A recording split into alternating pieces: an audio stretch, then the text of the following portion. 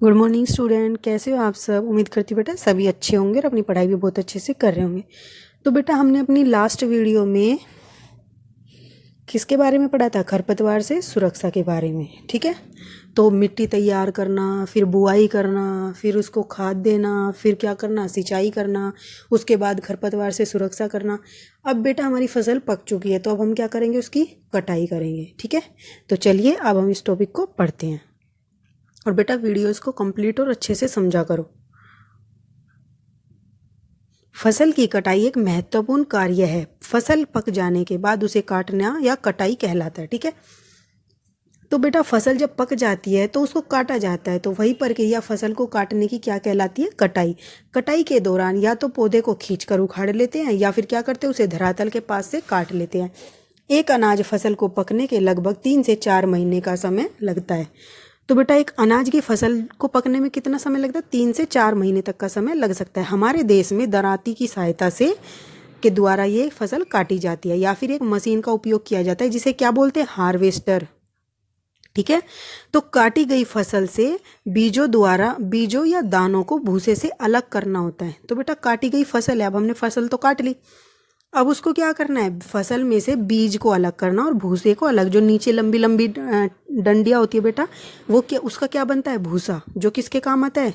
जानवरों के, पशुओं के, पालतू पशुओं के। ठीक है, तो उस भूसे को, जो बीज होते, बाल के अंदर जो गेहूं होते हैं, अनाज होता है, उसको अलग करना क्या कहलाता है? थ्रेसिंग। ठीक है, हार्वेस्टर क्या है? मशीन। हार्वेस्टर है बेटा जिससे क्या होता है? फसल को काटा जाता है और फिर उसको बीजों से अलग करना, भूसे को, क्या कहलाता है? थ्रेसिंग। और यह कार्य कंबाइन, ठीक है, कंबाइन मशीन द्वारा किया जाता है। ठीक है, ये रही कंबाइन मशीन। ठीक है, तो जो वास्तव में हार्वेस्टर और थ्रेसर का संयुक्त रूप है। अब बेटा ये कंबाइन क्या करती है? हमने हार्वेस्टर पढ़ लिया और थ्रेसिंग पढ़ लिया। थ्रेसिंग क्या है? भूसे को अनाज से या बीजों से अलग करने की प्रक्रिया, और किसके द्वारा की जाती है? थ्रेसर के द्वारा। ठीक है, और फिर अब हमें तीसरा क्या पता चला है कि कंबाइन मशीन द्वारा ये कार्य किया जा सकता है। लेकिन कंबाइन मशीन क्या करती है?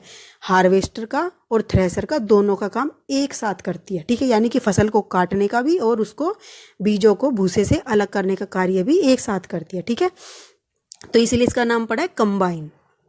तो छोटे खेत वाले किसान अनाज के दोनों दानों को फटक कर क्या करते हैं? फटक कर यानी कि विनोइंग, अलग करते हैं। विनोइंग बोलते हैं इंग्लिश में किसको? फटकने को। ठीक है, तो क्या करते हैं बेटा, जिनके छोटे खेत होते हैं उसमें ये मशीन जा नहीं सकती, तो वो क्या करते हैं? अपने हाथों से कटाई करते हैं, फिर उनको फटक फटक कर अलग करते हैं। ठीक है, कटाई के बाद कभी तने के टुकड़े खेत में ही रह जाते हैं जिन्हें किसान जला देते हैं। पहेली इन टुकड़ों को खेत में जलाने के कारण चिंतित है। वह जानती है कि इससे प्रदूषण होता है, इससे खेत में पड़ी फसल में आग लगने का भी खतरा होता है। तो बेटा क्या होता है, कुछ तो क्या करते हैं, जिनके घरों में जैसे कि पशु होते हैं पालतू, वो तो क्या करते हैं? इसका भूसा बना लेते हैं, या फिर कुछ क्या करते हैं? भूसा बना के उसको बेच देते हैं। जिनके पास क्या होती है?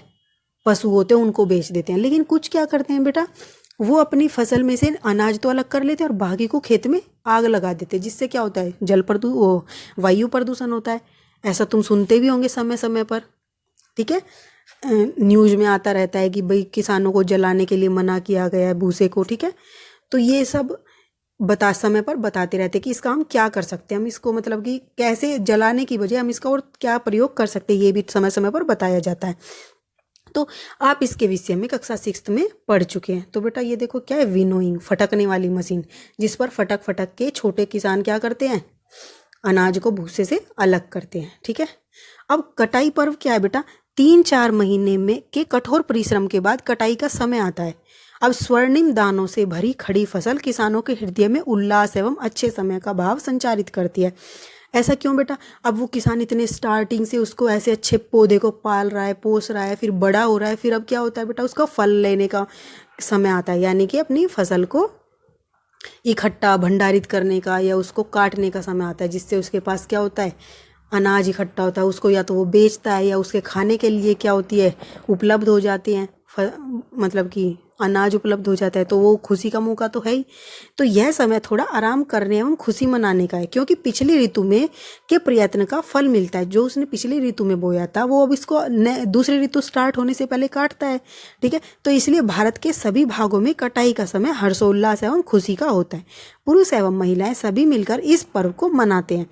कटाई ऋतु के साथ कुछ विशेष पर्व जैसे कि पोंगल, वैसाखी, होली, दिवाली, नबान्या एवं बिहू जुड़े हुए हैं, ठीक है। तो ये पर्व बेटा कब आते हैं? जब हमारी फसल की कटाई का समय होता है। तो एक तरह से आप ऐसे भी सोच सकते हो कि फसल की कटाई के लिए ही ये पर्व उत्सव से मनाए जाते हैं, ठीक है। कैसे भी सोच सकते हो, लेकिन ये इंपॉर्टेंट क्वेश्चन है, ऐसा पूछा जा सकता है कि कटाई ऋतु के साथ जो भी विशेष पर्व जुड़े हुए हैं उनके नाम बताइए, या फिर ये पर्व है इनमें से कौन सा कटाई पर्व के साथ जुड़ा हुआ है उसका नाम बताइए या उस पर टिक लगाइए, ठीक है। तो आप इनको याद कर लेना। तो बेटा आज हमने कटाई के बारे में पढ़ा। हम अपना आज की वीडियो में इतना ही। अगला टॉपिक हम भंडारण नेक्स्ट वीडियो में पढ़ेंगे, ठीक है। अगर आपको ये समझ आया हो तो वीडियो को लाइक कर देना। तब तक के लिए